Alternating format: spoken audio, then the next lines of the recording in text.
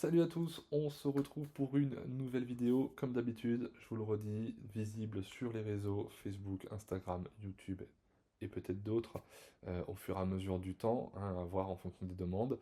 En attendant, on avance, c'est le rendez-vous du mardi soir, et aujourd'hui on me demande de parler de l'hypnose, parce que ça fait peur, et aussi de l'hypnose énergétique que je propose. Alors, faut comprendre l'hypnose, pourquoi ça te fait peur. Hein, il y a des gens qui ont peur parce que souvent on dit je vais perdre le contrôle, tu vas rentrer dans ma tête, tu vas...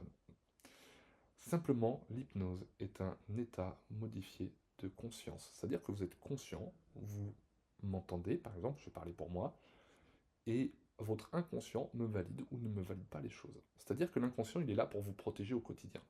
Si je vous dis euh, aujourd'hui, maintenant, tout de suite, sans vous hypnotiser, saute du pont, tu vas pas le faire. Il ne faut pas oublier que l'inconscient, sa fonction première, c'est de vous protéger. Donc même sous hypnose, si je vous dis saute du pont, vous ne le ferez pas. Tout simplement parce que votre inconscient va vous protéger. Donc c'est exactement la même chose quand vous voyez de l'hypnose de spectacle, vous savez bien que, enfin, vous avez vu quelques vidéos, j'en propose de temps en temps, et puis quand je fais des conférences, je vous montre un petit peu le pouvoir de l'hypnose. Mais les gens qui font des choses avec moi sont des gens dont l'inconscient a acquiescé le fait de travailler avec moi. Parce que sinon, je ne pourrais pas passer, ou c'est très compliqué. On dit que tout le monde est réceptif à l'hypnose, c'est vrai, mais dans certaines circonstances. Et je vais vous donner l'exemple d'une amie qui, par exemple, lorsque je fais de l'hypnose de spectacle avec elle, je peux lui bloquer un membre, par exemple. Voilà, peut lui bloquer une main, un bras, la tête, le corps entier, tout ça. Par contre, si je veux aller plus loin et que je veux lui faire une amnésie, c'est-à-dire lui faire oublier quelque chose de son quotidien, même un pot de fleurs, c'est niet, ça ne passe pas. Par contre, je lui crée une hallucination, un cas où par exemple, je lui mets quelqu'un en face, alors qu'elle a mangé avec elle, elle vient de prendre l'apéro il y a quelques instants, lui faire croire qu'elle n'a pas vu cette personne depuis des années et qu'à l'intérieur d'elle, elle vit euh, l'apothéose de la retrouvaille tellement qu'elle est contente et qu'elle ne rêve que d'une chose, c'est de pouvoir faire des photos avec elle pour immortaliser le truc. Vous voyez? Donc on est sur un stade nettement supérieur, et ça passe très très bien parce que son inconscient, l'amicalité, c'est ultra important. Mais par contre, si je réinjecte une, euh, une amnésie dedans, ça bug systématiquement. Donc vous voyez que le corps ne vous fera pas faire ce que vous n'avez pas envie. Donc l'hypnose, c'est cool, c'est vraiment un moment très très très agréable. Euh, le fait d'être en hypnose, après, ce qu'il y a à travailler dedans, ça peut être plus désagréable, mais si on y va, c'est qu'on peut le faire, tout simplement. Donc, enfin, à mon goût, il ne faut pas en avoir peur, surtout à partir du moment où vous allez chercher le praticien. Vous allez vous renseigner sur lui, sur ce qu'il fait, ses avis, machin.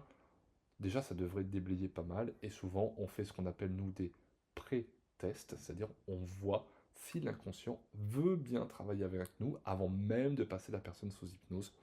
Et à partir de là, si les pré-tests sont validés, on sait qu'on peut y aller et que l'inconscient, il est OK. Donc rassurez-vous, c'est juste un petit peu spectaculaire, et comme vous n'avez pas cette notion de lâcher prise, ça peut vous sembler très déroutant, et ça l'est la première expérience, mais après c'est très kiffant.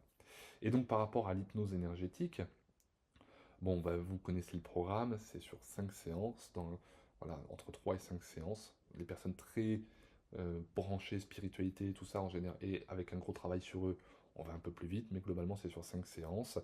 Et on fait le soin énergétique sous hypnose, vu que le mental est mis de côté, ça va extrêmement vite, et c'est extrêmement profond.